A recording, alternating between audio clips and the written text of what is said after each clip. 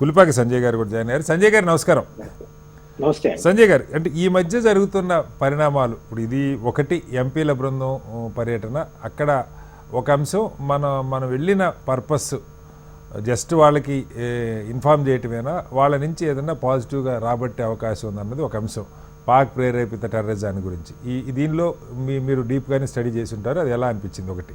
Number 2, పాకిస్తాన్కి ఇంత జరుగుతున్న విదేశీ సాయం రకరకాల సోర్సెస్ నుంచి ఎయిడ్ వస్తూనే ఉన్నది. 2-3 సోర్సెస్ నుంచి ఈ మధ్యకాలంలో బిలియన్స్ ఆఫ్ డాలర్స్ ఎయిడ్ వస్తూనే ఉంది. దాన్ని ఇంక్లూడింగ్ సౌదీ కూడా నేను చదివిన మేరకు దాదాపు $2 బిలియన్ వాళ్ళకి ఎయిడ్ ఇచ్చినట్టుగా వార్తలు చదివాం. దాని మన వాళ్ళు ఆపడానికి ప్రయత్నం చేసినా కూడా ఆగలేదు. వీటన్నిటికి తోడు అదనంగా పాకిస్తాన్కి ఇప్పుడు అంతర్జాతీయంగా టెర్రరిజం మీద ఫైట్ చేసే ఒక కమిటీకి వైస్ చైర్మన్ బాధ్యతలు కూడా అప్పగించారు. ముఖ్యంగా ఆఫ్ఘనిస్తాన్, తాలిబాన్కి సంబంధించి ఈ వార్తలు ఇవన్నీ ఒకటైతే, మనకు అనుకూలంగా లేదు పాక్ ప్రేరేపిత టెర్రరిజానికి ఎవరు ఏం మాట్లాడకపోయినా ట్రంప్ యుద్ధం ఆపాడు అన్నదాన్ని రష్యా అధ్యక్షుడి రాజకీయ సలహాదారు కన్ఫర్మ్ చేస్తూ ఉన్నారు. యూరి ఉష్కో అన్న Putin senior political adviser. So ఏంటి డిప్లొమాటిక్గా మనం FATFలో మళ్ళీ తిరిగి దాన్ని బ్లాక్ లిస్ట్లో చేర్పించలేకపోవటం, లేదంటే ఈ అన్ని పరిణామాలు వాళ్ళకి ఎయిడ్ ఆపలేకపోవటం, వాళ్లే ఇప్పుడు దెయ్యాలు వేదాల వల్ల ఇచ్చినట్టు రేపు పొద్దున వాళ్లే ప్రపంచానికి నీతులు చెప్పే పరిస్థితి ఏంటి, దీన్ని ఎలా అర్థం చేసుకోవాలి? థ్యాంక్స్ అండి ఈ ప్రోగ్రామ్కి ఇన్వైట్ చేసినందుకు. ఇలానే ఉంటుందండి ఇంటర్నేషనల్ పాలిటిక్స్, ఇంత కాంప్లికేటెడ్ గా ఉంటుంది. ఒకటి మన బృందాలు వెళ్ళాయి, కేవలం పెద్ద పెద్ద దేశాలు అనేటువంటి అమెరికా, యునైటెడ్ కింగ్డమ్ ఇట్లాంటివి కాకుండా చిన్న చిన్న ఆఫ్రికన్ దేశాలకు కూడా వెళ్ళటం జరిగింది. ఎందుకు వెళ్ళటం జరిగిందంటే యునైటెడ్ నేషన్స్ సెక్యూరిటీ కౌన్సిల్ లో 5 పర్మనెంట్ మెంబర్స్ ఉంటారు కదా, వాళ్ళు కాకుండా నాన్ పర్మనెంట్ మెంబర్స్ కి ఎవ్రీ 2 years కి ఎలక్ట్ అవుతూ ఉంటారు, సైకిల్ చేంజ్ అవుతుంటారు. సో ఆ నాన్ పర్మనెంట్ మెంబర్స్ అందరికీ కూడా వెళ్ళి వివరించడం జరిగింది. అలానే రాబోయే నాన్ పర్మనెంట్ మెంబర్స్ ఎవరు అని కూడా వాళ్ళని ఐడెంటిఫై చేసి వాళ్ళని కూడా కలవడం జరిగింది. సో ఇన్ దట్ సెన్స్ మన డిప్లొమాటిక్ డెలిగేషన్స్ ఏవైతే వెళ్ళాయో, parliamentary delegations, United Nations security council లో జరగబోయే డైనమిక్స్ ని మనసులో పెట్టుకుని వెళ్ళడం జరిగింది. సో అది చాలా క్లియర్ గా జరిగింది. రెండో పాయింట్ ఇక్కడ ఏమిటంటే, ఒకటి వర్ణించటం, అంటే ఏం జరిగింది, పాకిస్తాన్ మా మీద ఏం చేస్తోంది అని చెప్పడం క్లియర్ గా జరిగింది, ఇంత గౌరీ శంకర్ గారు చెప్పినట్టు. అలానే ఇంకో పాయింట్ మీరు గమనించారో లేదో, మన శశి తరూర్ వీళ్ళ స్టేట్మెంట్స్ లో, మేము అలిసిపోయాం, మాకు ఓపిక అయిపోయింది, నెక్స్ట్ టైం టెర్రరిజం జరిగితే ఇంకా తీవ్రంగా ప్రతిస్పందిస్తామని చెప్తున్నారు. అంటే కేవలం ఏం జరిగింది దానికి ఎక్స్ప్లెనేషనే కాదండి, ఫ్యూచర్ లో మనం ఏం చేయబోతున్నామో అని నిర్ద్వంద్వంగా చెప్పడం జరుగుతోంది అంతర్జాతీయ ప్లాట్ఫామ్స్ మీద. సో అది కూడా ఈ డిప్లొమాటిక్ పార్లమెంటరీ డెలిగేషన్స్ చేసిన డిప్లొమాటిక్ మీటింగ్స్ లో మనం గమనించాల్సిన విషయం. అంటే ముందు కూడా మేము చాలా తీవ్రంగా ప్రతిస్పందిస్తాము, అప్పుడు మీరు మాకేమీ ఇన్ఫర్మేషన్ లేదే, మాకేమీ బ్రీఫింగ్ లేదే అని చెప్పాల్సిన అనే డైలాగులు అనవసరం అని చెప్పకుండానే చెప్పడం జరిగింది.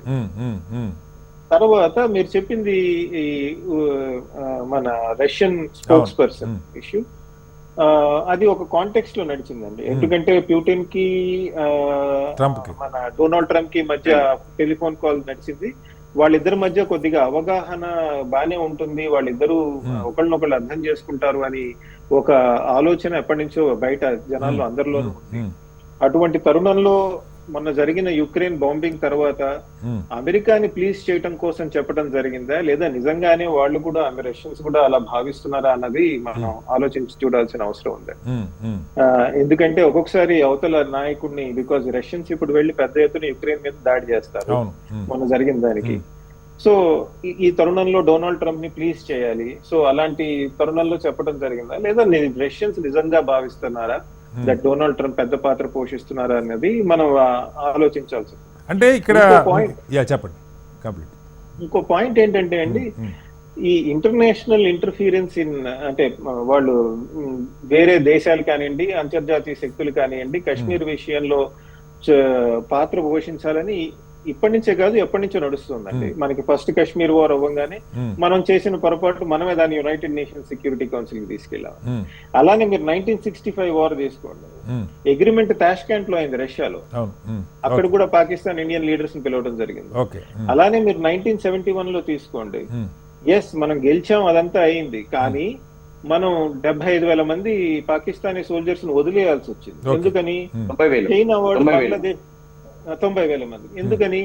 చైనా వాడు బంగ్లాదేశ్ ని ఇంటర్నేషనల్ రికగ్నిషన్ గా రానికుండా ఓకే 2 సంవత్సరాలు ఆపాడండి. బంగ్లాదేశ్ కి 1974 లోనే రికగ్నిషన్ వచ్చింది. ఓకే ఓకే సో ఇట్లా ఇది ఎప్పటి నుంచో కార్గిల్ వార్ అప్పుడు కూడా చూసాం మనం బిల్ క్లింటన్ పెద్ద పాత్ర పోషించడం. Okay point is not whether American president phone చేసి మాట్లాడా లేదా అని కాదండి, నిజంగా కాశ్మీర్ లో మనం మధ్యవర్తిత్వం ఒప్పుకుంటున్నామా లేదా అని. ఓకే ఓకే నా ఉద్దేశంలో మనం అంటే ఒప్పుకోవట్లేదు. కాశ్మీర్ మధ్యవర్తిత్వం అంశం కంటే సంజయ్ గారు ఇప్పుడు నా పాయింట్ ఏంటంటే ఈవెన్ జయశంకర్ గారు మాట్లాడినా నిన్న మీరు చెప్పిన శశి థరూర్ గారు మాట్లాడినా కూడా దానిలో ఒకటి స్పష్టంగా అర్థమవుతున్నది ఏంటంటే మనం మొట్టమొదటి నుంచి కూడా అంటే మనం ఆపరేషన్ సింధూర్ మొదలుపెట్టిందే ఒక ఏమనాలి ఆ టెర్రరిజాన్ని అంతం చేయాలి, లేదు పెహల్గామ్కి ప్రతీకార చర్య అనుకోండి, పదాలు ఏదైనా సరే ఒక మిషన్ మనం టేకప్ చేసాం. టేకప్ చేసినప్పుడు క్లియర్గా పాకిస్తాన్కి మీరు ఆపితే మేము ఆపుతాం అన్న మెసేజ్ ముందు నుంచి వెళ్ళింది. నిన్న శశి థరూర్ గారు కూడా అంటూ ఉన్నారు. ఈవెన్ యుఎస్లో ట్రంప్ విషయం అడిగినప్పుడు కూడా ఆయన చెప్పింది ఏంటంటే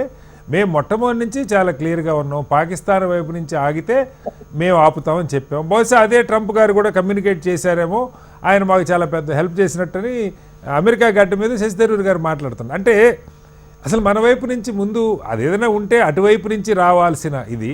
ఎందుకంటే దీని మీద ఇప్పుడు ఈ చర్చ ఎందుకు నడుస్తుంటే సంజయ్ గారు, ఇక్కడ ఒక పార్లమెంట్లో ఈ చర్చ నడుచుంటే దీని మీద గందరగోళం ఉండేది కాదు. ఇప్పుడు స్పష్టంగా ప్రభుత్వం నుంచి ఏం జరిగిందో విదేశాలకి మనం బ్రీఫింగ్ ఇస్తున్నాం, కానీ మన దేశంలో మన పార్టీలకి మన సమాజానికి ఆ బ్రీఫింగ్ లేదు. ఏం జరిగిందన్నది రకరకాల వార్తలు తప్పితే ఇది ఆ కమ్యూనికేషను మనం ఒకవైపు ఏమో పాకిస్తాన్ నుంచి వచ్చింది కాల్పులు ఆపాలన్న కోరికని మనం చెప్తున్నాం, రెండో వైపు నుంచి వచ్చింది ఏంటి, మీరు ఆపితే మేము ఆపడానికి సిద్ధంగా ఉన్నాం, మీరు ఆపండి అని చెప్పామని. వీళ్ళిద్దరు కాకుండా ట్రంప్ ప్రకటించాడు, ఆయన 100 సార్లు ఇప్పుడు క్లెయిమ్ చేసుకుంటా ఉన్నాడు. ఎలా అర్థం చేసుకోవాలి? అంటే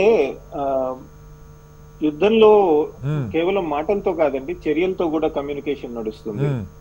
ఉదాహరణకి మీరు తీసుకోండి, మనం ఫస్ట్ మే 6 నైట్ మే 7 తెల్లారుజామున మనం బాంబింగ్ చేసినప్పుడు నెక్స్ట్ డే బ్రీఫింగ్ లో మన మిలిటరీ వాళ్ళు ఏం చెప్పారు, మేము మిలిటరీ స్థావరాలు కానీ సివిలియన్ స్థావరాలు కానీ ముట్టుకోలేదు, కేవలం టెర్రరిస్ట్ ఉగ్రవాద సంస్థలు ఉన్న చోటనే బాంబింగ్ చేశాము.